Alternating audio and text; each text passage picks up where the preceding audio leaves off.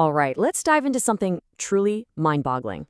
We're talking about the most complex system we know of, and it's running inside you right now. It's your nervous system. Think of it as the ultimate command center, the thing that runs the entire show that is you. So the big question is, how does it all work? Well, let's find out. But before we get into all the nitty-gritty, I've got a little challenge for you. Just wherever you are, close your eyes for a second. Now, try to touch the tip of your nose. Did you do it? Of course you did. But how? How in the world did your brain know exactly where your hand was, even with your eyes shut? That's the mystery we're going to solve today. You see, at its very core, the nervous system is on a constant, powerful three-step mission. It's this loop that's happening millions of times a day, every day, and it governs every single thing you do, think, and feel. And here's that mission in a nutshell. Step 1, it receives information, gathers data from the world and from inside your own body. Step 2, it processes all that data and decides what to do about it. And step 3, it sends out commands to your body to actually do something. So you sense, you think, and you act. It really is that fundamental. Now, to pull all this off, the whole system is split into two main parts, and each one has a super clear job. You can think of it like a company's headquarters and its massive network of field agents. So first up, you've got the central nervous system, or CNS for short. This is the headquarters. It's your brain and your spinal cord, and it's where all the big decisions get made. But, a headquarters can't do much without its messengers. And that's where the peripheral nervous system, the PNS, comes in. This is that huge network of nerves that are constantly carrying information to the CNS and then delivering commands from it. So let's follow a signal right from the very beginning. It all starts with the first step, sensing the world around you. This initial step has a name, sensory input. It's basically the system's way of constantly gathering raw data. And not just from the outside world, but from inside your body too. It's like a 24/7 surveillance operation. To really make this click, let's use an example we can all appreciate. Just imagine you walk into a kitchen and bam, you're hit with the sight and that glorious smell of a freshly baked pizza. Your nervous system just got a major signal. Okay, so that pizza signal, it's coming in through a couple of different channels. The sight and the smell, those are what we call special senses because they're picked up by specific specialized organs, your eyes and your nose. But if you were to reach out and touch the warm pizza box, that feeling, that's a general sense, like touch or temperature, that you can feel pretty much all over your body. And that brings us right back to our little mystery from the beginning. There's another general sense, kind of a secret one, called proprioception. You can think of it like your body's own built-in GPS. It's this constant, invisible stream of data telling your brain exactly where your limbs are. That's the secret to touching your nose with your eyes closed.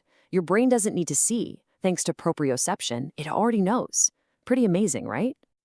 Okay, so all that sensory information, the sight of the pizza, the smell, the location of your arm, it's all been gathered. Now, it all gets sent to headquarters, the central processor, for the next step. And you've got to understand, the amount of data we're talking about here is just staggering.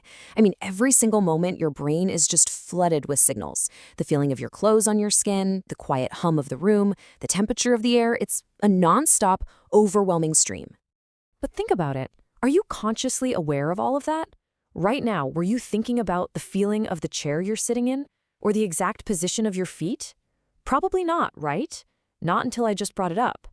Most of this processing happens completely under the radar. So the part of your brain that actually brings this stuff into the spotlight of your mind is called the cerebral cortex.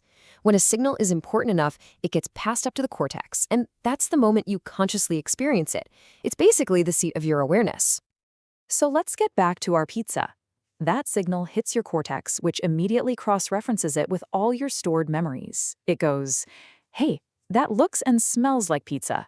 And I love pizza. And based on all that, it makes a decision. Let's go get a slice.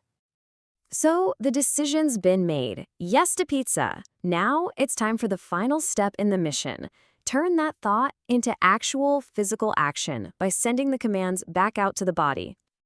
And there you have it, the whole loop in action. You sense the pizza, your brain processes everything and says yes, and then it generates the response to go get it. From stimulus to action, all happening in a blink of an eye. Now that response, that action, it actually splits into two different kinds. There are the actions you consciously control, and then there are the ones that just happen all on their own, automatically. We call these voluntary and involuntary responses. So let's use our pizza example again.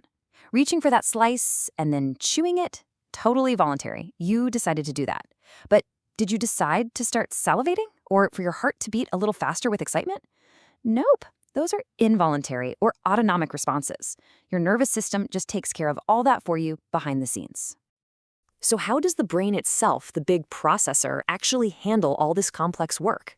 Well, it really comes down to its physical wiring, which is made of two different kinds of stuff, gray matter and white matter. And it's actually a pretty simple division of labor. The gray matter, that's where all the thinking happens. It's made up of tons of neuron cell bodies, acting like millions of tiny little computers, all doing the calculations. The white matter, on the other hand, is basically all the cabling. It's made of these long nerve fibers called axons that just transmit the signals between all those little gray matter computers. Yeah, the best way to think about it is just like this. Gray matter is the collection of processors, and white matter is the wiring that connects them all together. That's the whole setup, and it's this simple, elegant structure that allows your brain to be so ridiculously fast and complex. Every single thing we've talked about is just electrical signals zipping through those white matter cables, connecting different gray matter hubs to form one single incredible network. So I'll leave you with this thought. Right now, as you're sitting here listening, your nervous system is managing your breathing, your heartbeat, your body temperature, all without you having to think about it at all. So the next time you effortlessly walk across a room or catch a ball, just take a second to appreciate the silent, high-speed command center that's really running the whole show.